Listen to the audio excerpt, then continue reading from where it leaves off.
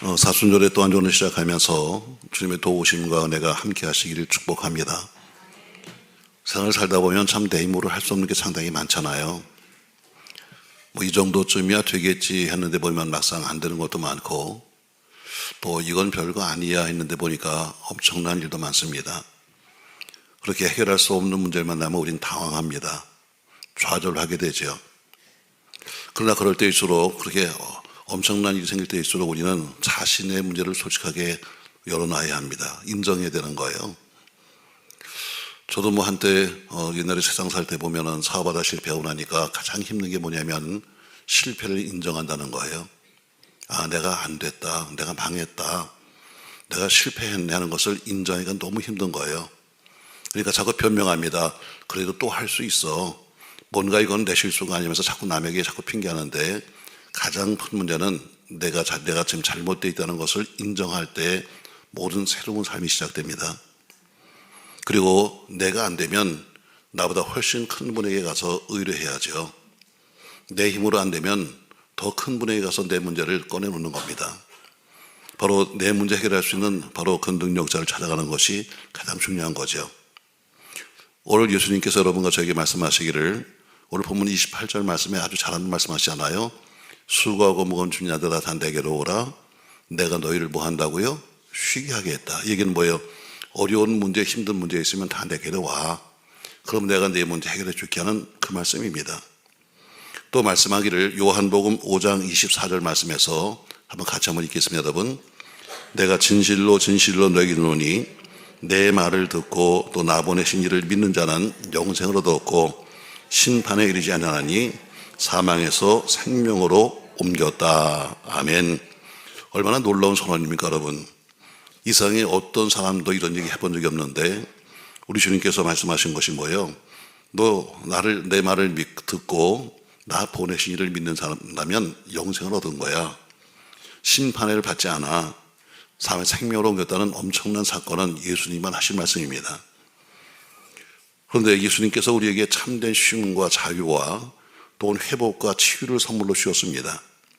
근데 주시겠다고 약속을 했죠. 그러나 그렇게 초청을 받고서도 다 그 얘기를 듣고 나서도 사실 받아들이는 사람이 많지 않습니다. 네가 그냥 나한테 오기만 하면 내가 너 쉬게 해줄게 하는 이 말을 들었지만 고개는 끄덕거려도 그러나 막상 가는 사람이 없다는 거죠. 쉽게 말하면 선물은 받았습니다. 근데 포장은 뜯어보지 않는 거예요. 선물 내용을 모르는 거죠. 아무리 좋은 선물을 받다 할지라도 선물을 뜯어보지 않았으니까 그 내용을 모를 것이고 내 것으로 만들 수 없는 겁니다. 자, 선물은 거절하지 않았습니다. 선물이 왔네 하고 선물은 거절하지 않았는데, 문제는 받은 선물을 열지 않았기 때문에 내 것을 만들 수 없는 거예요. 그럼 뭐가 문제입니까, 여러분? 우리는 여러 가지 상황 때문에 또 여러 가지 문제 때문에 하나님을 믿기는 하지만 전적으로 그분에게 맡기지는 못하는 거예요. 소위 말해 신앙생활을 한다고 말은 하지만 그러나 전적으로 그분을 의지하지 않는 거죠. 오늘 저는 이 말씀을 나누면서 신앙생활은 하는데 왜 우리 신앙이 성장하지 않을까? 나이가 들면 아이가 성장해야지, 나이가 들었음에도 불구하고 아이가 성장하지 않으면 이건 문제가 있는 겁니다. 저희가 예배당을 처음 짓고 나서요, 제가 하고 싶은 것이 있었어요. 저희가 개척하자마자 저희들이 어린 선교원을 했거든요. 선교원. 그랬더니 선교원 하니까 물론 아이들도 있었습니다만 그러나 많은 아이들이 찾아오는데 보니까 비정상적인 아픈 아이들이 많이 오는 거예요. 왜 다른 정상적인 유치원에서 받아주지 않아? 다른 정상적인 기관에서 받아주지 않으니까 교회에서 하는 선교원이니까 데리고 왔는데 보니까 말을 잘 못하는 아이들, 또 혹은 제대로 잘 못 걸은 아이들, 장애인 아이들을 데리고 왔습니다. 저 그것을 보면서 우리가 예배당을 지면 거기다가 이 어린이집을 만들 때 우리 일반인과 정상적인 아이와 비정상적인 장애 아이들이 같이 어울릴 수 있는 그런 걸 만들면 좋겠다 하고 그래서 제가 생각을 했어요. 그리고 2층 3층에 저희가 어린이를 만들면서 이 지역에 전단지를 많이 뿌렸습니다. 아픈 아이들 저희가 다 봤습니다. 정상적인 아이들과 더불어 함께 우리가 있으면 서로가 다 피차에 좋은 거거든요. 그러나 이상하게도 한 명도 오지 않았습니다. 여러분 아침에 보세요. 아침에 우리 아이들을 태우고 나가는 버스에 보면요, 아픈 아이들 태우고 나가는 버스가 상당히 꽉꽉 차나갑니다. 그런데 한 명도 오지 않아. 뭐 저희 그 어린이집에 과거에 선교를 오던 사람도 있으니까 저희가 물어봤어요. 왜 아이를 안 보내세요? 했더니 아이를 보내려면 장애인이라고 하는 그런 이 인정을 받아야 되는데 우리 아이는 장애가 아닙니다. 우리 아이는 말을 조금 늦게 할 뿐이지 우리 아이는 장애가 아니에요. 이걸 인정하지 않는 거예요. 이게 힘든 거죠. 결국 저희가 한 명도 받지 못했습니다. 그래서 저희가 정상적인 어린아이들만 받아서 있는데 가장 큰 문제는 뭐냐면 여러분과 저의 문제를 해결하려면 나의 문제를 인정해야 합니다. 아멘. 내 가정의 문제, 내 사업의 문제, 내 인생의 문제, 내 삶의 문제, 나쁜 건 나쁜 거로 인정해야 되는데 그걸 못하는 거예요. 그러니까 하나님을 알긴 알아요. 어떤 문제 때문에 우리가 하나님께 나와서 우리가 하나님을 알긴 하는데 문제는 그분에게 전적으로 맡기지 못하는 겁니다. 오늘 저는 그 이유를 말하면서 왜 신앙이 성장하지 않는가, 왜 우리가 신앙의 나이는 점점 먹어서 교회를 다니기를 10년, 20년 했다고 말하는데 왜 우리 성장하지 않는가? 내가 알든 모르든 뭔가 장애가 있기 때문에 성장하지 않는 거죠. 자, 그럼 오늘 내 신앙의 장애물은 뭘까? 여러분에게 한 서너 가지 말씀을 하려고 합니다. 첫 번째, 내 신앙의 장애물은 내 마음의 교만입니다. 잠언서 10장 18절 말씀에 교만은 패망의 선봉이요 거만한 마음은 넘어짐의 합자입니다. 이렇게 말씀입니다. 교만한 사람은 절대로 남의 이야기를 듣지 않습니다. 다른 사람의 말을 수용하지 않습니다.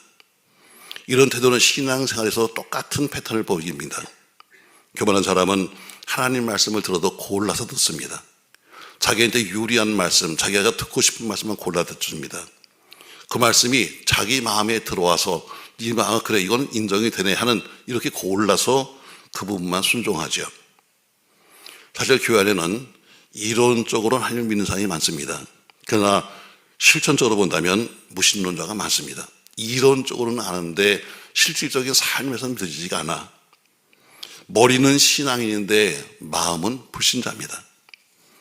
말씀에 대한 이해가 머리에만 있지 그의 그 가슴까지는 내려오지 않는 사람들입니다. 그래서 은혜 받지 못한 사람들은 머리에서 가슴까지가 천리길입니다. 머리에서 분명히 머리는 어때요? 이해가 되는데 이것이 가슴까지 오는 데는 천리길을 가는 거예요. 그러니까 변화가 없는 거죠. 헌신도 없습니다. 성장도 없는 겁니다. 그냥 자기 방식대로 이해하고 자기 방식대로 믿고 방식대로 사는 겁니다.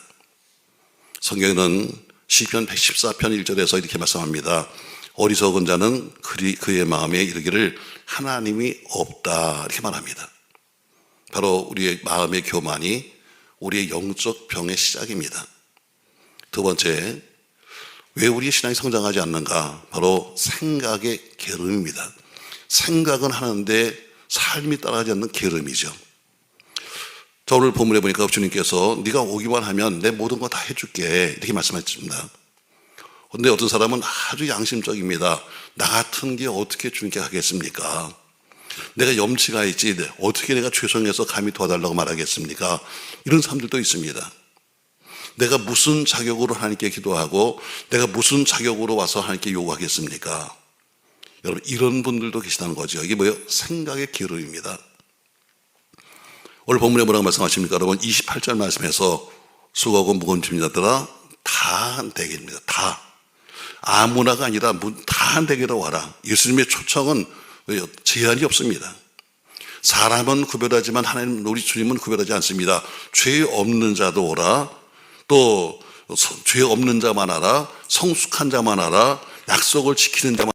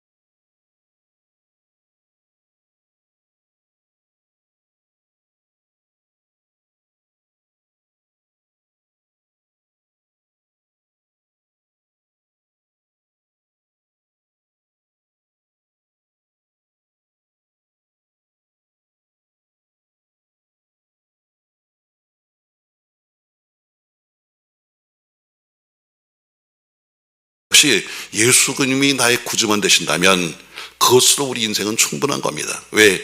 그분이 길이요, 그분이 진리요, 그분이 생명이시기 때문입니다. 그러므로 내가 첫 번째는 인정해라. 바로 예수를 나의 구주로 인정해라. 이게 바로 모든 문제 장애를 해결하는 첫 번째입니다. 두 번째, 이 장애를 어떻게 할 것인가? 하나님 말씀을 여러분과 저의 삶의 기준으로 삼아야 기준. 세상을 살면서 나의 감정, 나의 의지, 나의 경험, 나의 생각이 여러분과 저의 기준 되서는 안 됩니다. 내 감정 수시로 바뀝니다. 내 의지 수시로 꺾입니다. 지나간 과거의 경험, 과거의 경험은 지금 아무것도 아닙니다, 여러분. 근데 우리는 그것을 생각하면서 그게 내 기준이라고 생각합니다. 하나님 말씀이 여러분과 저의 모든 삶의 기준 되셔야 합니다. 왜? 그 말씀이 어떠냐? 히브리서 4장 12절 말씀에 이렇게 말하고 있습니다. 같이 한번 읽겠습니다. 하나님 말씀은 살아있고 활력이 있어 좌우의 날선 어떤 것보다 예리하여 혼과 영과 및 관절과 골수를 찔러 쪼이까지 하며 또 마음의 생각과 뜻을 판단한다. 아멘. 하나님 말씀은 혼과 영과 관절과 골수를 찔러 쪼이게 하면서 온 마음의 생각과 뜻을 판단한다고 말씀하고 있습니다. 그래요. 세상은 하루에 몇 번씩 바뀝니다. 여러분과 저희 주변은 하루에 몇 번씩 바뀌어요. 그러나 바뀌는 것을 따라가다 보면 우리도 그렇게 흔들릴 수밖에 없는 겁니다. 그러니까 기준만큼은 바뀌면 안 됩니다. 왜? 우리 살아가는 삶의 기준이 흔들리니까 우리 인생도 흔들리고 살아가는 삶도 흔들리는 겁니다. 그러니까 영원히 변치 않는 하나님 말씀, 그 말씀이 여러분과 저의 삶의 기준 되셔야 합니다. 그래야 여러분과 제가 모든 어려움을 이길 수 있는 거예요. 세 번째 또 하나 본다면 나를 향하시는 하나님의 뜻이 있습니다. 여러분 다 개인마다 하나님께서 만드시고 또 우리를 쓰시는 다 뜻이 있는 거예요. 성경에는 로마서 12장 2절 말씀에 이렇게 말씀하고 있어요. 같이 한번 읽겠습니다. 너희는 이 세대를 본받지 말고 오직 마음을 새롭게 함으로 변화를 받아 하나님의 선하시고 기뻐하시고 온전하신 뜻이 무엇인지 분별하도록 하라. 아멘. 분별하도록 하라. 무엇을? 하나님의 선하시고 기뻐하시고 온전하신 뜻이 무엇인지를 네가 분별해야 한다. 저 여러분에게 늘 자주 말합니다. 마지막 시대는 많은 것이 필요합니다.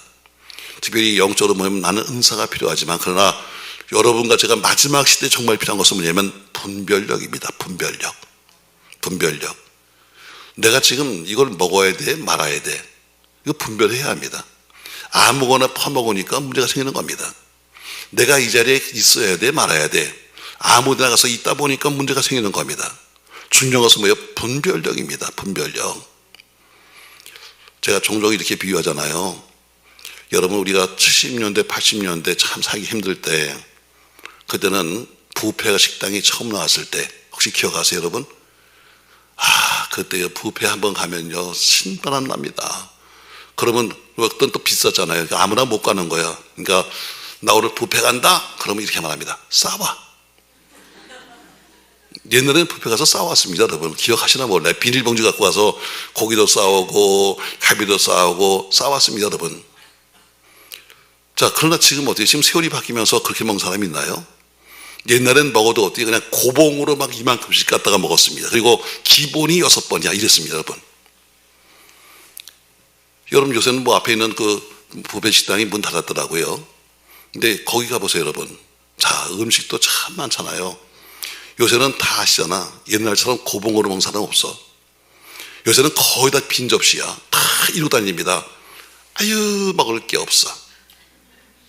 다 그럽니다, 다. 세상에 그렇게 반찬이 많은데 어때요? 다 똑같이 아유 먹을 게 없어 이러고 다녀요. 먹을 게 왜 없어? 반찬이 200가지나 되는데. 근데 어때요? 이제는 뭐 옛날처럼 안 먹어요. 이걸 먹어야 좋은 건지 나쁜 건지 자기들이 분별해요. 여러분 음식도 이렇게 분별해 먹는데 신앙생활은 왜 분별하지 않냐 말이죠. 내가 저 사람을 만나면 좋은지 나쁜지 분별해야 되고 내가 저 자리에 있으면 좋은지 나쁜지 분별해야 되는데 그렇지 않습니다, 여러분. 먹는 것은 그렇게 분별해 먹으면서 세상은 분별하지 않는 거예요. 여러분 성경 말합니다. 하나님의 선하시고 기뻐하시고 오늘 하신 뜻이 무엇인지를 분별해라. 이게 바로 마지막 시대에 우리에게 주신 말씀입니다. 그럼 기도가 뭐예요? 하나님께 물어보는 거예요. 하나님 어떻게 할까요? 하고 물어보는 게 기도입니다. 그러니까 끊임없이 그분께 물으면 끊임없이 그분이 알려주잖아요. 이렇게 하자. 때로는 그분이 하시는 말씀이 현재는 보니까 이거 아닌 것 같아. 내가 볼 때는 이거 안 맞는 것 같아. 그러나 하나님이 알려주시는 길이 가장 선한 길인 것을 아셔야 합니다. 빌립보서 4장 6절 말씀에는 이렇게 권면하고 있어요. 아무것도 염려하지 말고 다만 모든 일에 기도와 간구로 너희 구할 것을 감사함으로 하나님께 아뢰라. 그러면 모든 지각에 뛰어나신 하나님의 평강이 그리스도 예수 안에서 너희의 마음과 생각을 지키신다. 아멘. 맞습니다, 여러분. 하나님 말씀을 기준 삼고 날마다 하나님이 선하시고 기뻐하시는 뜻이 무엇인가를 분별해야 합니다. 어떤 신앙은 이런 신앙, 바로 하나님의 말씀을 기준 삼고 그분의 뜻을 묻는 그 신앙이 뭐냐면 하나님의 능력의 원천에 바로 전원 프로그를 꽂는 것과 똑같습니다. 전원을 꽂아야 전기가 오는 것처럼 바로 우리가 그렇게 분별하고 살 때 하나님의 능력이, 은혜가 우리에게 오는 것입니다.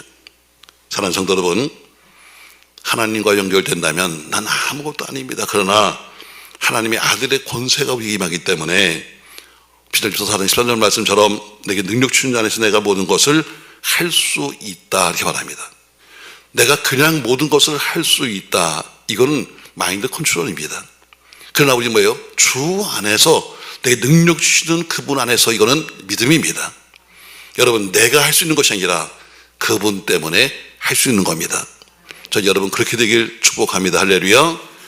그러니까 내가 하나님의 능력의 통로 안에 있는 것보다 더 큰 기적이 없는 거예요. 왜? 내 힘이 아니라 그분의 힘이니까. 우리 교회에도 이제 이 비행기를 타시는 분이 좀 계십니다만, 자, 비행기 조종사들이 조종을 할 때 두 가지 방식이 있다고 합니다. 계기 비행 방식과 시계 비행 방식. 다시 말해 계기를 보고 하는 그 방식과 자기 눈으로 바라보면서 하는 방식이 있대요. 그러니까 시계 비행이라는 것은 조종사가 자기 눈으로 밖을 바라보면서 운행하는 것이고, 계기 비행은 자동 항법 장치나 관제소의 지시를 따라서 운행하는 겁니다. 그러니까 계기 비행이라는 것은 악천후를 만나거나 먹구름 속을 비행하거나 한밤중에도 아무런 걱정이 없습니다. 왜냐하면 그것은 기기가 또 혹은 관제소에서 알려주기 때문입니다. 그냥 자기가 가고 싶은 것이 아니라 관제소의 통제를 받기 때문에 그들은 안전한 거예요. 그래서 대부분의 전문 조종사들이 계기 운행 방식을 쓰면서 운행한답니다. 그런데 소형 비행기, 아주 작은 비행기들이잖아요. 이런 것들은 주로 아마추어 조종사들은 스릴은 자기가 눈으로 보는 비행을 한다는 거예요. 그래서 사고가 많다는 겁니다. 좀 자기의 기술로 좀 짜릿한 스릴 맛보기 위해서 결국 눈으로 보는 시계 비행을 하다가 순간적으로 잘못 놓치면 큰 사고를 내는 겁니다. 마찬가지로 우리 인생도 마찬가지로 자꾸 우리가 눈에 보이는 것을 따라가려고 합니다. 내가 눈으로 보고 지금까지 살아왔던 경험과 알량한 상식과 그리고 들은 말 정도로 자기의 삶을 통제하려고 합니다. 그러나 인생의 악천후를 만나게 되고 우대와 길에 먹구름이 끼게 되면 그때는 스스로 하는 것으로 자기가 결정한 것은 결국 비극으로 끝나는 겁니다. 내 힘으로는 안 됩니다. 그래서 우리는 영적인 계기 비행을 하셔야 합니다. 빨리 하나님께 접속시켜야 합니다. 관제소의 관제 통제를 받는 것처럼 하나님의 말씀의 통제를 받으며 살아야 합니다. 저 여러분의 삶에 하나님 말씀이 기준이 되고 하나님께 접촉해서 하나님의 인도를 받는 여러분과 제가 되기를 예수님의 이름으로 축원합니다. 기도는 하늘의 자원을 끌어들이는 통로입니다. 새로운 입학과 또 계약한 사랑하는 자녀들을 위해서, 또 다시 한번 또한 대학과 취업에 도전하는 꿈꾸는 자녀들을 위해서 하나님의 인도하심을 받는 여러분과 저기 바라면서 사순절 또 한 주간도 주님과 함께 동행하는 우리 모두가 되시기를 예수님의 이름으로 축원합니다. 오늘 여러분에게 이렇게 말씀드렸습니다. 오늘 저는 주님께 더 가까이 갑시다. 왜? 접선을 해야 되니까. 자, 그런데 왜 우리 신앙이 안 자라는 거야? 내가 왜 교회는 열심히 다니는데 왜 신앙이 안 자라지?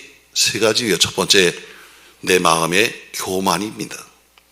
내 마음의 교만, 자기가 판단하려고 하니까. 두 번째, 생각은 있지만 몸이 따라가지 않는 바로 생각의 게으름 때문입니다. 세 번째는 두려움과 염려, 결국 불신앙 때문이죠. 그럼 이 장애물을 우리가 어떻게 넘었을 것이냐? 첫 번째, 내 삶에 주님이 필요합니다. 하는 것을 인정해야 됩니다. 주님이 내 삶에 필요합니다. 믿습니까, 여러분? 뭐 있으나 마나 별거 없어, 내가 알아서 하지, 이런 사람은 절대로 이 장애를 못 넘어가요. 내 삶엔 주님이 필요합니다 하는 것을 인정해야 되고요. 두 번째, 우리 삶의 기준이 하나님 말씀으로 삼아야 됩니다. 기준이란 것은 바뀌면 기준이 안 되는 겁니다. 바뀌지 않아야 될 기준이 되는 건데 영원토록 변치 않는 것은 이 땅의 말씀밖에 없기 때문입니다. 세 번째는 나를 향하신 하나님의 뜻이 무엇인가를 우리가 분별해야 합니다. 사랑하는 성도 여러분, 장애물 우리 넘어서서 점점 더 주님께로 가까이 갈 수 있는 여러분과 제가 되시기를 예수님의 이름으로 부탁합니다. 고마우신 전능하신 아버지, 은혜를 감사합니다. 그러게 교회를 우리가 오랫동안 다녔음에도 불구하고 자꾸 무너지고 넘어집니다. 왜? 장애물이 있기 때문입니다.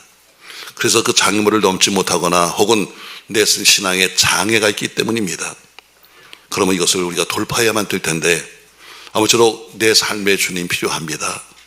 또 그리고 하나님 말씀이 내 삶의 기준입니다. 또 아버지의 뜻이 무엇인가를 저는 묻겠습니다는 이런 마음으로 장애물을 돌파하고 주님과 더불어 함께 하나 되는 은혜가 있도록 축복하여 주시옵소서. 어떤 경우에도 손을 내리지 말게 하시고 힘들어도 전능하신 이를 바라보면서 더 가까이 갈 수 있도록 축복하옵소서. 예수님의 이름으로 기도합니다. 아멘.